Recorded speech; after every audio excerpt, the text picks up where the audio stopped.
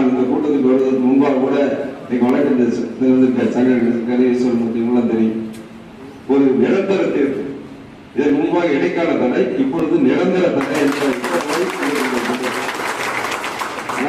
அண்ணா திராவிட முன்னேற்ற கழகம் என்று சொன்னால் தலைமை கழகம் யாருக்கு அவர்கள்தான் பயன்படுத்த கொடியையும் சின்னத்தையும் இந்த வேசி கூட கட்ட முடியாது. துரோகம் என்ற ஒரு தண்டனை விலையை உருவாக்கி 2 கோடிக்கு மேற்பட்ட தொண்டர்களை 2.25 கோடிக்கு பல்வேறு சோதனை, 4 பொழுதும் சோதனை தான். ஒன்று வழக்கு மன்றம், இல்லைன்னா தேர்தல் கமிஷன், இல்லைன்னா ஒரு குழப்பங்கள், இத்தனையும் சந்தித்து சவால்களை சந்தித்து அந்த அத்தனையும் சாதனைகளாக மாற்றி இன்றைக்கு கழகத்தை பழைய ஒளிவோடு, இன்னும் சொல்ல போனால் முன்பு இருந்ததை விட இன்றைக்கும் அடைந்த இந்த தேர்தலில் அனைத்து இந்திய அண்ணா திராவிட முன்னேற்றமே யாருடன் கூட்டணி, பாஜக கூட்டணியை முடித்துக் கொண்டதா இல்ல சேருமா, இல்லாத பட்டிமன்ற விவாதம்.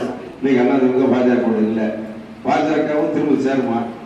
முதலமைச்சர் ஸ்டாலினை கள்ள உறவுங்க, ஏன்னா கள்ள உறவு வச்சு பழக்கம் திமுக இருக்கு. அதனால நம்ம இன்னைக்குமே நல்ல உறவு வச்சுதான் பழக்கம். நம்ம கள்ள உறவுக்கு நமக்கு சம்மந்தம் இல்லை. திமுக தான் கள்ள உறவு வச்சிருப்பாங்க.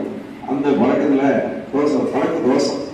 அதிமுக பாஜக என்ன கள்ள உறவு, அதான் தெளிவா என்ன சொல்லிட்டாரு. இது கொடுத்துல 2024 மட்டும் இல்ல, அடுத்து வரக்கூடிய 2026 சட்டமன்றம் பொது தேர்தலில் நாங்கள் பாஜக கூட்டணி இல்லை என்று தெளிவான ஒரு கட்சியை பொறுத்துறாரு சொல்லுகிறார்கள். அந்த கருத்து அனைத்து அண்ணா திராவிட முன்னேற்ற கழகம் ஒவ்வொரு தொண்டருடைய கருத்து தான். இங்க அறிக்கையே இல்லை, பாஜக மட்டும் இல்லை, நாங்கள் பல்வேறு நிலையில சொல்றோம்.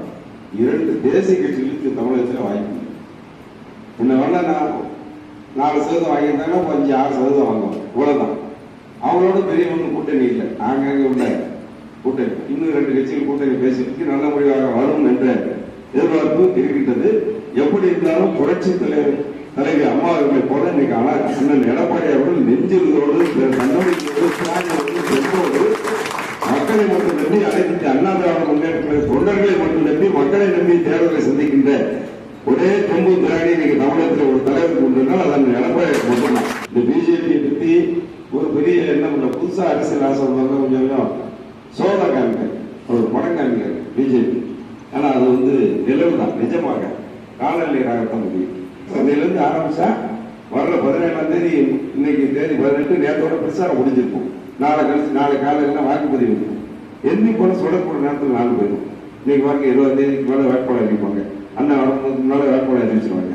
வேட்பாளர் அறிமுக கூட்டம் தான் பொதுச் செயலாளர்கள் முதல் ரவுண்டிலே நம்ம ஊருக்கு வராது. அது ரொம்ப நல்லது. கணேச நம்ம காமிக்கிற கூட்டம் தான் தூத்துக்குடி பாராளுமன்ற தொகுதியில் நாம் பெறக்கூடிய வெற்றிக்கு அடையாளமாக. ஆனா அன்னைக்கு ஒரு கால சூழ்நிலைக்கு எடுக்கப்பட்ட முடிவு தவறான முடிவு.